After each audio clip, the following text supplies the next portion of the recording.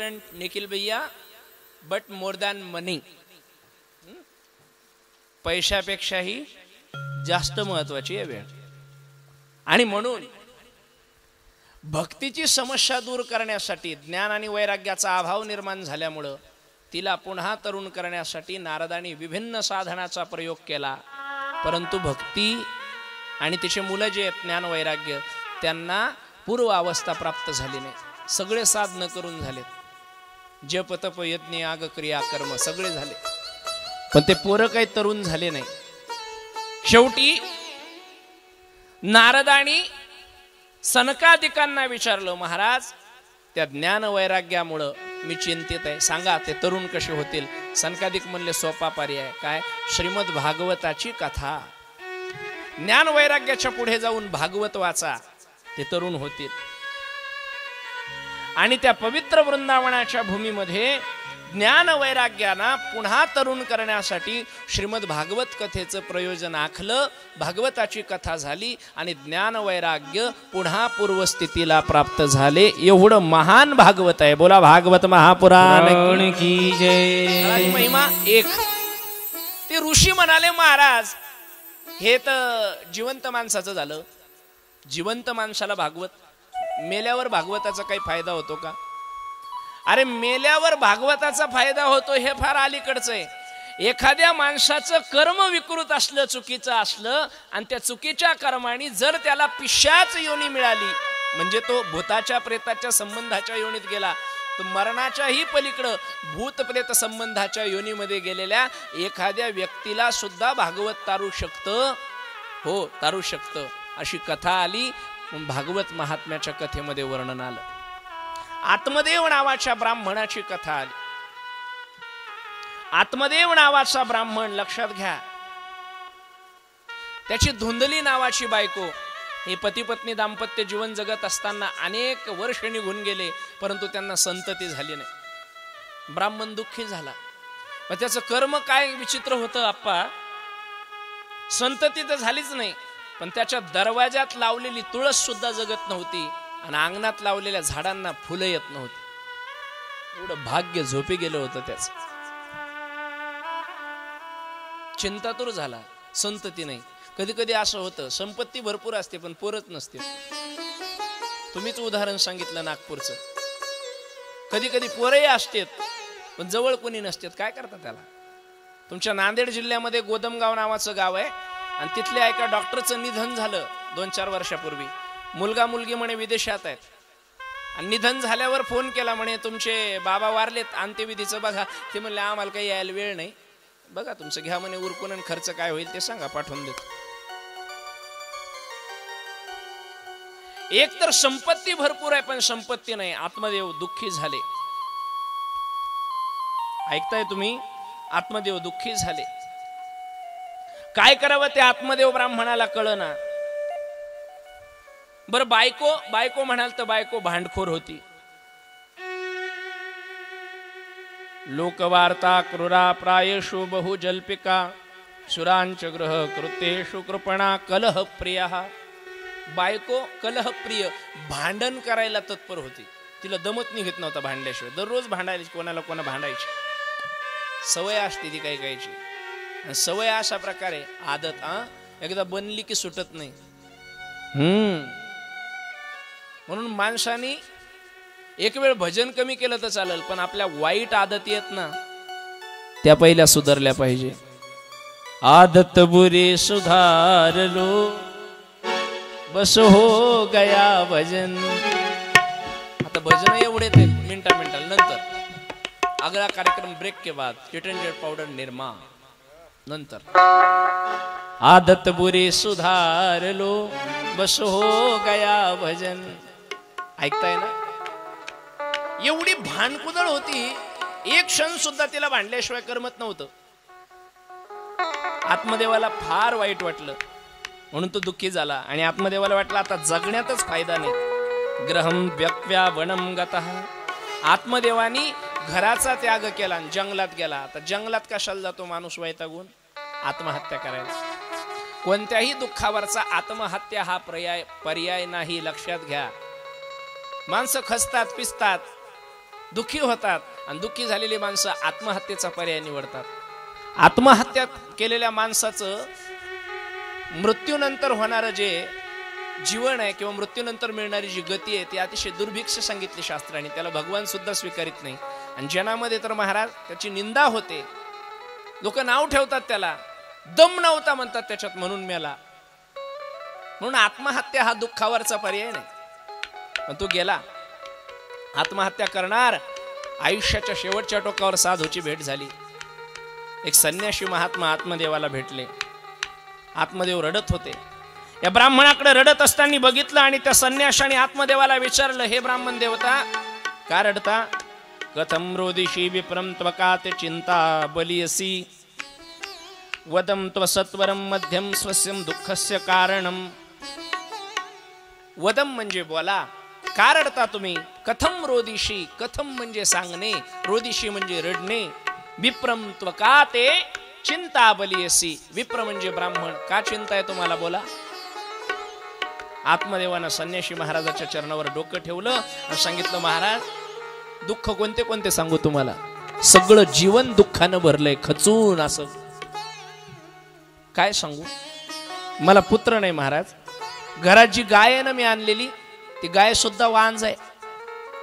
अंगणात आणलेल्या तुळशीला लावलेल्या तुळशीला मंजिरा येत नाही. वृक्षाला फळही येत नाही, फुलंही येत नाही. एवढा दुर्भाग्य का महाराज मी? महात्म्यानं सांगितलं, ह्या पाय तू इथं येऊन रडतोय त्याचं मुख्य कारण सांग. म्हणे मला मुलगा नाही. हे आशा सोडून दे म्हणे. का?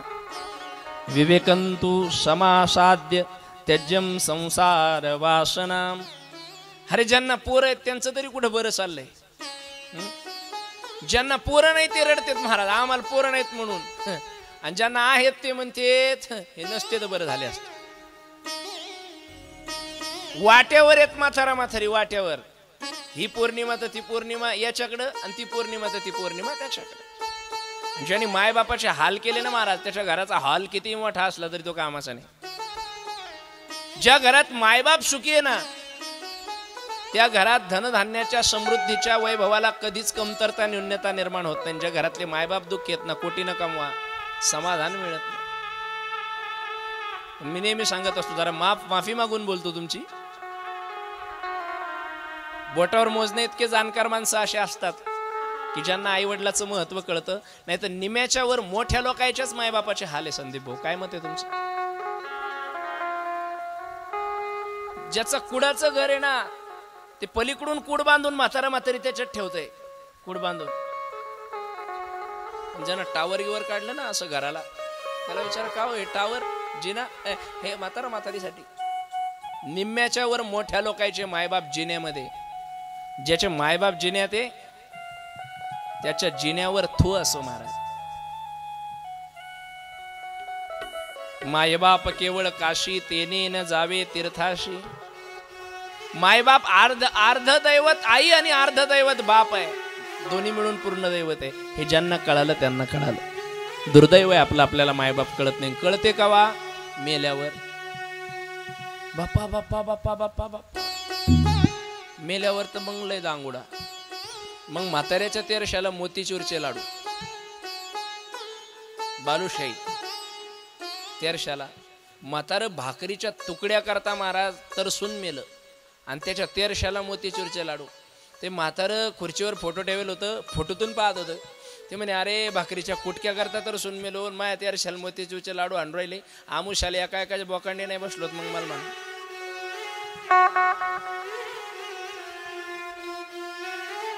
एक जणानं पंचपक्वान्नाचं ताट केलं ना अंगणात आला. मी म्हणलं का हो रामभाऊ अंगणात कस काय? म्हणे हे कावळा पाहतो. कशाला? म्हणे घास घ्यायला. काय म्हणे? बापाला नैवेद्य द्यायचा आहे, पात्र द्यायचंय. मग कबीरजीचे शब्द आठवले मला. जिंदे बाप को कोई ना पूजे, हो जिंदे बाप को कोई ना पूजे, मरे बाद पछतइयो. और मुठ भर चावल लेके रामा कौवा बाप बनायो.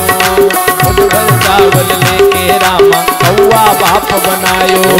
मुठ भर चावल लेके रामा कौआ बाप बुलैयो, मुठ पर चावल धर के रामा कौआ बाप बुलैयो। छिंदे बाप को कोई ना पूजे, मरे बद पछतैयो, आणि मुठभर चावल लेके रामा कौवा बाप कावळ्याला बाप बनवल मेल्यावर। जिवंत होता तर आपला बाप कधी पूजला नाही।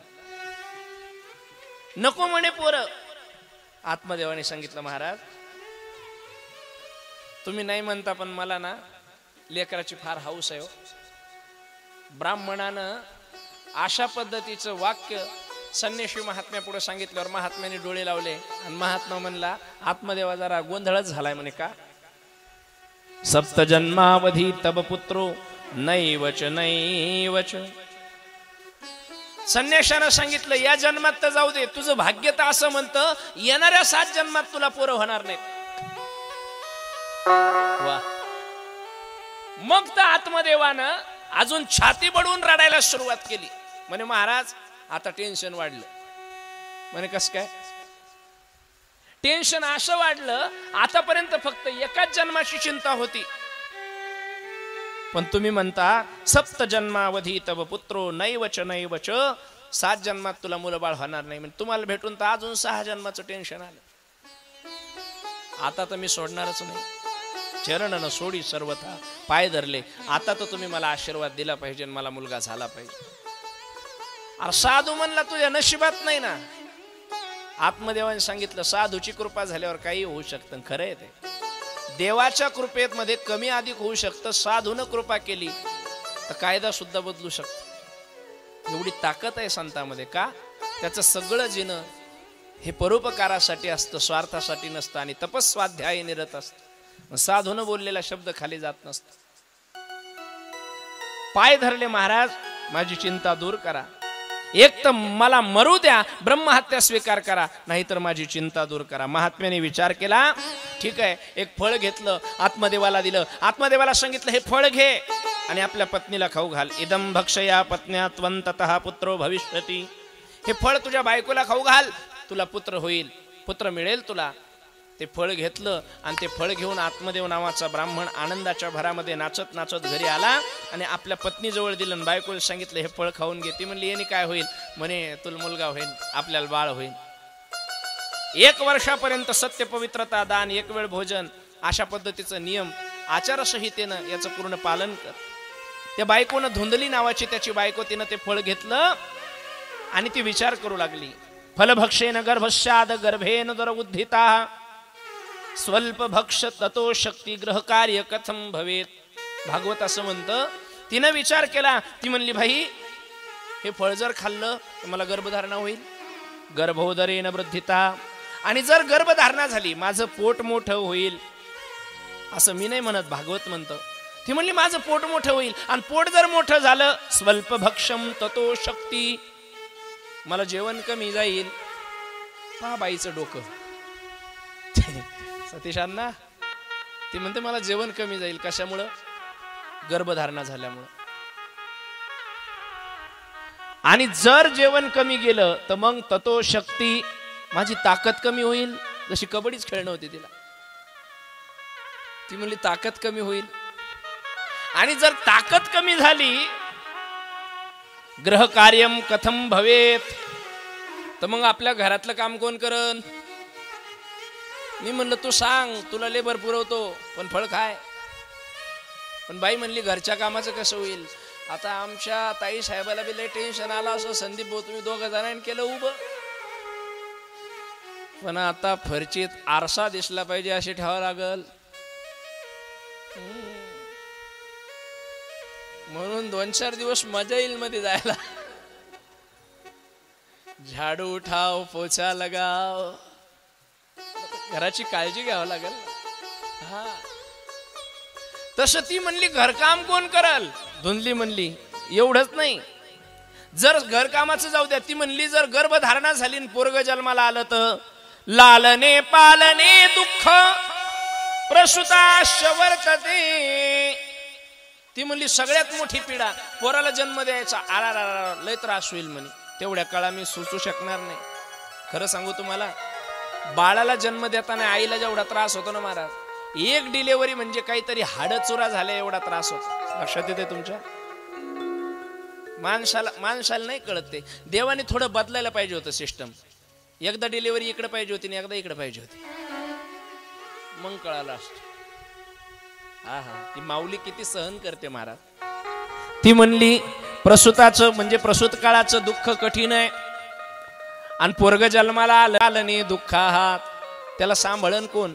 एवढंच नाही, वंध्यावा विधवा नारी सुखिनी चेती मे मती.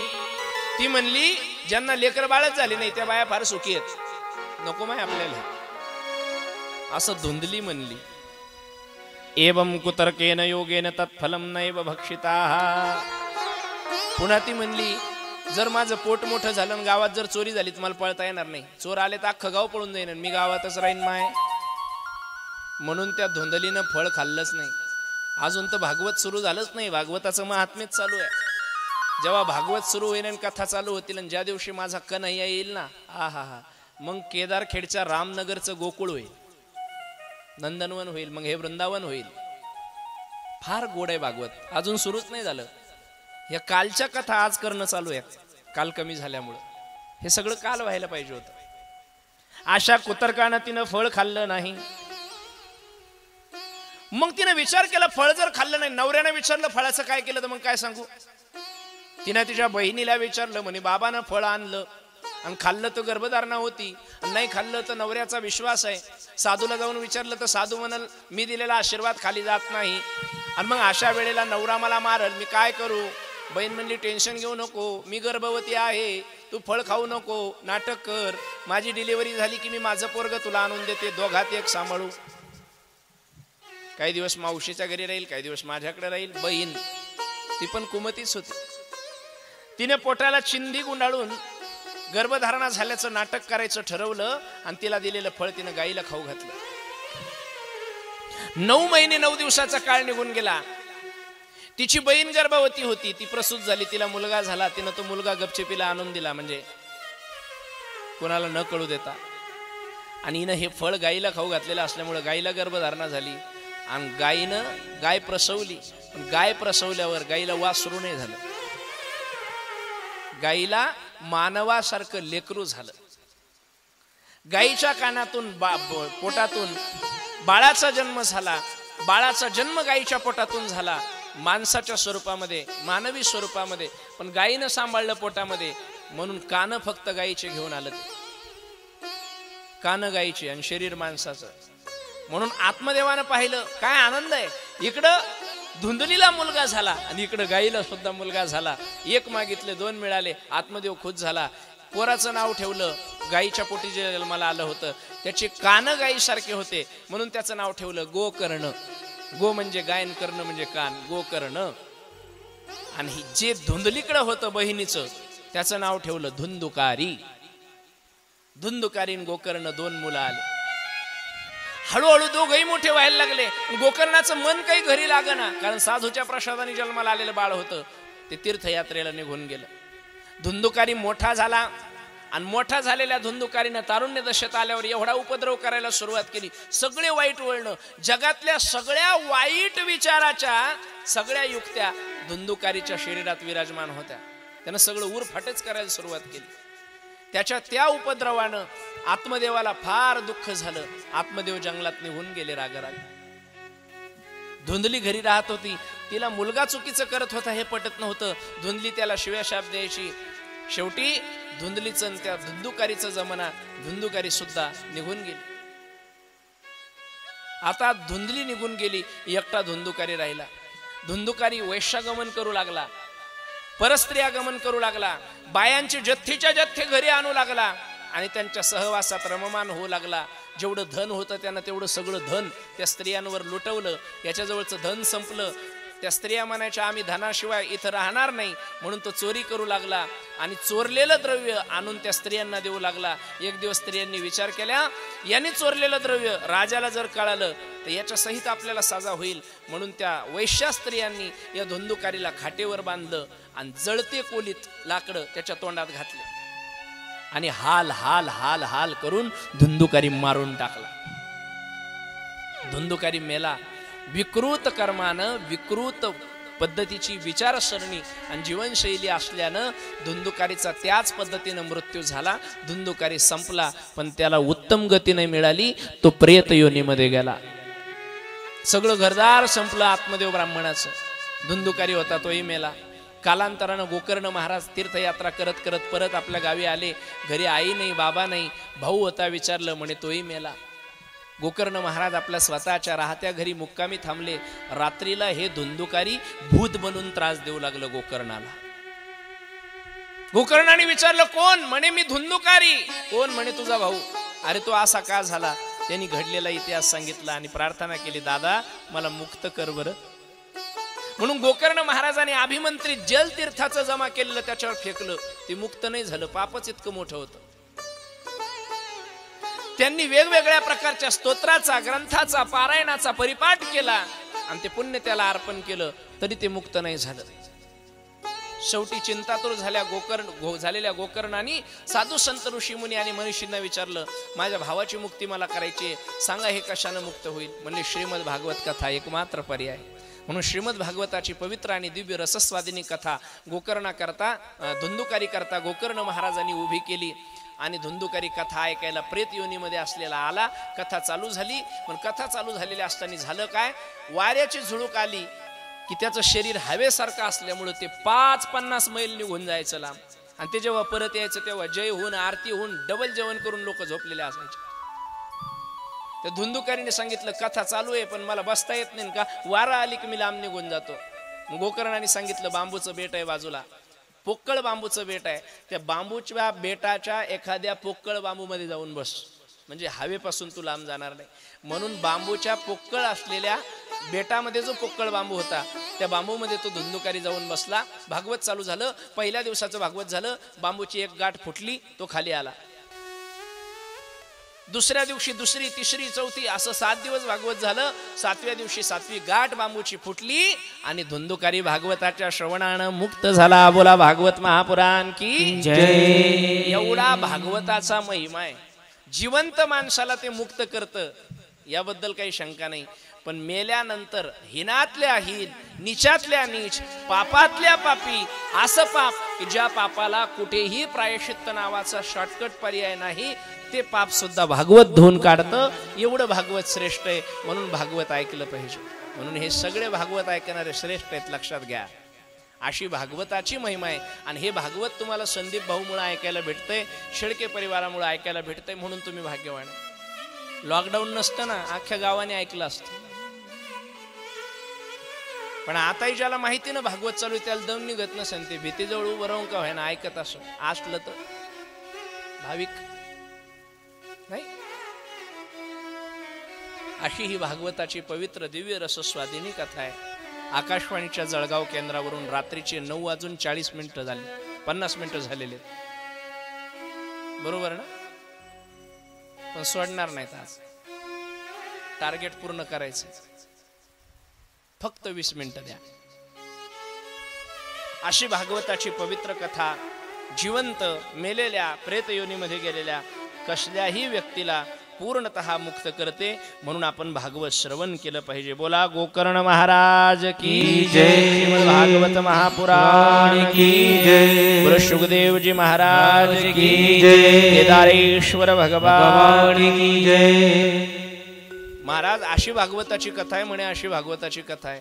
ही भागवताची कथा ऐकल्याने जीव सर्व प्रकारच्या पापातून मुक्त होतो म्हणे, सर्व प्रकारच्या पापातून मुक्त होतो. मग नारदांनी शनकादिकांना प्रश्न केला, म्हणे महाराज ही भागवत कथा कशी श्रवण करायची आणि भागवत कथा ऐकताना कोणते नियम पाळायचे ते सांगा. शनकादिकांना सांगितलं, भागवत कथा अनेक प्रकारच्या उद्देशाने केली जाते. सकाम कथा आहे, निष्काम कथा आहे. फलप्राप्ती म्हणजे एखाद्या विशिष्ट प्रकारच्या फलाच्या प्राप्तीच्या उद्देशाने केली जाते, ती सकाम कथा आहे. माझं आमकं झालं म्हणजे मी भागवत करील, आणि तुम्ही भागवतजीला साकडं घाला, नाही म्हणा माझं असं झालं म्हणजे मी भागवताची कथा करील, तुमचं काम होणार. आणि तुमचं काम झाल्यावर तुम्ही जी कथा करता किंवा तुमचं काम झालंय म्हणून त्या प्रित्यर्थाची कथा करता, ती सकाम कथा आहे. निष्काम कथा. सकाम कथा करायची असेल तर महाराज म्हणतात एखादा मुहूर्त पहावा आणि चांगल्या मुहूर्तावर सकाम कथा सुरू करावी. फक्त चैतपोष विवर्जिता, 2 महिने भागवत कथेसाठी सकाम कथेसाठी वर्ज्य सांगितले. चैत्र आणि पौष 2 महिन्यामध्ये श्रीमद भागवताची कथा करता येत नाही. निष्काम कथा कधी करायची? निष्काम कथेला मुहूर्ताची गरज नाही, ती केव्हाही करता येते. कथा करत असताना उत्तम वक्ता पहावा. उत्तम वक्ता म्हणजे भागवताचं यथेच्छ निरूपण करणारा. कथेच्या प्रारंभी भगवान गणेशाचं स्मरण करावं, सुंदर असं व्यासपीठ उभं करावं, जागा शुचिरभूत पवित्र करावी, शुद्ध करावी, अंतःकरणपूर्वक संकल्प करावा आणि निष्ठेनं भगवान गणरायाचं स्तवन करून भागवतजीचं पूजन करून सन्मानानं भागवतजीला कथेच्या स्थळावर आणावं. यजमानांनी वक्त्याचं पूजन करावं, भागवतजीचं पूजन करावं आणि भागवत कथेला आपल्या मनातील इच्छेच्या संबंधानं साकडं घालून श्रीमद भागवतजीला प्रार्थना करून भागवताची कथा करावी. शक्यतो भागवत कथा करत असताना श्रोत्यांनी आणि वक्त्यांनी उपवास करावा असं म्हणलेलं आहे. शक्यतो म्हणलेलं आहे.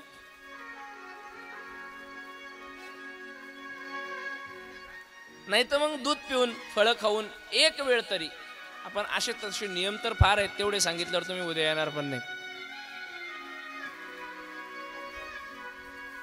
आणि म्हणून ही भोजनम तु वरम मन्ये कथा श्रवणकारकम नोपवासो वरम प्रोक्तम कथा विघ्न करो यादिही. जर एखाद्या वेळेस एखादा माणूस म्हणाल महाराज उपवासानं आपल्याला जमत नाही, उपवास केला तर मला चक्रा येतात, मग महाराज म्हणतात जर उपवास केल्याने तुम्हाला कथा ऐकायला त्रास होत असेल तर भोजनम तु वरम मन्ये कथा श्रवणकारकम, मग जेवलं तरी चालतं. पर्याय दिला, मग जेवलं तरी चालतं. नोपवासो वराहा प्रोक्तम कथा विघ्न करो यादिही. मग तुम्ही आता बरं झालं म्हणून मला जेवलं तर मग बरं आहे, मग काय हरकत नाही. ऐका, अजून काय करावं? कथेत जेव्हा जेव्हा संकीर्तन होईल तेव्हा तेव्हा आनंदानं श्रोत्यांनी टाळ्या वाजून उठून नाचावं. भागवताचा नियम असतो. जो भागवतात नाचत नाही त्याला भागवत संपल्यावर 5 वर्षानं लगेच गुडघ्याचा त्रास चालू होतो. भागवत संपल्यावर जाम सांधेवात हाडीवात. त्यामुळे भागवतात संकीर्तन केलं पाहिजे. आता बसलेल्यांनी विचार करा, आओ काही इथं लाजायचं नाही महाराज. आम्ही वृंदावनला गेलो, 85 वर्षाच्या म्हाताऱ्या नाचत होत्या रमंद्रेतीत. मी म्हणलं तुळसामाय तू काय नाचून राहिली बाप्पा? मला म्हणजे महाराज इकडे कोण पाहत. बऱ्याच वेळेला लाज येते नाचायला, पण हा भगवंताचा दरबार आहे. इथं नाचलं की माया नाचवत नसते. गव्हाणे दादा धन्यवाद तुम्हाला, आणि बाकीच्यांचे तर जाहीर आभार. पण उद्या जर तुम्ही उठले नाही तर मला एकदा आचारी मामाकडे जाऊन यावं लागेल. थोडे थोडे लड्डू पिसकर डाल देंगे, कल से आप उठकर नाचने लगोगे. आर्टिफिशियल त्याच्या पण गोळ्या आहेत आमच्याकडे सोबत आहेत. आणि म्हणून ही पवित्र दिव्य श्रीमद भागवताची कथा काही आजपासून सुरू नाही, अनेक वर्षापासून हे भागवत. प्रल्हादस्त तालधारी तरलगती तया. या भागवताच्या कथेमध्ये ही जे वाजवणारी मंडळी आहेत ना, हे साधारण नका समजू. ही कलाकार गुणवान मंडळी आहेत ना, यांना साधारण दर्जा नाही. जसं भागवताच्या वक्त्याला व्यासाच्या भूमिकेत पाहिल्या जातं तसं प्रल्हादस्त तालधारी. प्रल्हादाने तार धरलेला आहे भागवतामध्ये. प्रल्हाद भक्त प्रल्हाद. उद्धव झांज वाजवतात, अर्जुन गायन करतात, इंद्र महाराज मृदंग वाजवतात. म्हणजे हे इंद्र, वृद्ध, उद्धव, प्रल्हाद या भूमिकेमध्ये. लक्षात घ्या, अशी ही पवित्र दिव्य भागवताची कथा आहे आणि ती कथा आपल्याला श्रवण करायला भेटते. म्हणून अशा पवित्र भागवताच्या कथेमध्ये आत्ताशी पहिल्या दिवसाची कथा संपलेली आहे, आत्ता दुसऱ्या दिवसाची चालू झालेली आहे आणि अजून दुसऱ्या दिवसाची पूर्ण करायची आहे. घडीकडे पाहायचं. बोला भक्तवत्सल भगवान की जय. अशी ही भागवताची दिव्य कथा. द्वितीय दिवसाची कथा आपण सुरू करू. थोडासा प्रवेश करू, कारण आता सगळं तर शक्य होणार नाही योगेची, पण उद्या वेळेवर चालू करायला अशी अपेक्षा आहे. मला काही नाही, मला 2 तासही करायची, 3 तासही करायची. ऐकायचं तुम्हाला आहे. तुम्ही जेवढा माझा वेळ कापाल तेवढं तुम्ही कमी ऐकाल आणि अशी संधी पुन्हा पुन्हा येणार नाही. जास्त ऐकायचं असेल प्लीज वेळ द्या. जितना समय कम आप दोगे उतना श्रवण करणे को कम. बालूदादा म्हणत होते मला की महाराज रात्री मस्त चालू झालं पण तुम्ही बंद केलं राव. मी रात्रभर सांगेल ना, तुम्ही बसले पाहिजे ना, तुम्ही बसले पाहिजे. ऐका. म्हणून भागवताची ही पवित्र कथा श्रवण करू. बराच वेळ झालाय. एक भजन म्हणू, संकीर्तन थोडस, आणि त्याच्यानंतर आपण पुढे कथेमध्ये प्रवेश करू. मेरु राधा रमण गिरिधारी. कथा सुतजी महाराज म्हणतात, शौनकादिकांनो, ही पवित्र कथा मनुष्याच्या अज्ञानाच्या ग्रंथी संपून कर्मबंधनाला नाहीस करून मुक्त करते. आता सुतजी महाराज शौनकादिकांना भागवत सांगू लागले. जसं मी तुम्हाला सांगतोय तसं सुतजी महाराज शौनकादिकांना सांगतात. शौनकादिकांनो, भगवंताचे जगाच्या कल्याणासाठी 24 अवतार झाले. ध्यानात ठेवायचं, मी पुन्हा विचारील. देवाचे अवतार किती संचित काका? 24. ध्यानात ठेवा. देवाचे अवतार झाले 24. कोणते कोणते? आता ध्यानात ठेवा. सनकादिक पहिला, ऐका. वराह, नारद, नरनारायण मोजा, कपिल, दत्तात्रय, यज्ञ, ऋषभदेव, पृथु, मत्स्य, कच्छ, धन्वंतरी, मोहिनी, नरसिंह, वामन, परशुराम, हंस, हयग्रीव. किती झाले? किती झाले? वाह, नक्की. राम, बलराम, श्रीकृष्ण, बुद्ध, कल्की. किती झाले? काउंटिंग चुकली. मग नाही चुकली? पुन्हा एकदा ऐका. सनकादिक, वराह, नारद, नरनारायण, कपिल, दत्तात्रय, यज्ञ, भगवान. नाही, ऐका. मग सनकादिक, वराह, नारद, नरनारायण, कपिल, दत्तात्रय, यज्ञ, ऋषभदेव, पृथु, मत्स्य, कच्छ, धन्वंतरी, मोहिनी, नरसिंह, वामन, परशुराम, व्यास, राम, बलराम, श्रीकृष्ण, हंस, हयग्रीव, बुद्ध आणि कल्की. 24 आली. आली बरोबर आकडेवारी. देवाचे अवतार झाले 24. आता हे पाठ करा, मी पुन्हा विचारेन. कारण या 24 अवताराच्या कथा ऐकायच्यात भागवतात. आपल्याला जेवढे अवतार झाले तेवढ्या कथा ऐकायच्या. सुतजी म्हणतात, ही श्रीमद भागवताची संहिता महर्षी वेदव्यासानं निर्माण केली आणि आपले पुत्र श्री शुकदेव महाराजांना सांगितली. आता ज्यांच्याबद्दल मी बोललो ते, हे शुकदेव महाराजांना भागवताची संहिता व्यासाने का सांगितली? शौनकादिकांनी प्रश्न केला, महर्षी वेदव्यासांनी भागवताची संहिता कोणाच्या सांगण्यावरून निर्माण केली आणि का निर्माण केली ते आम्हाला सांगा.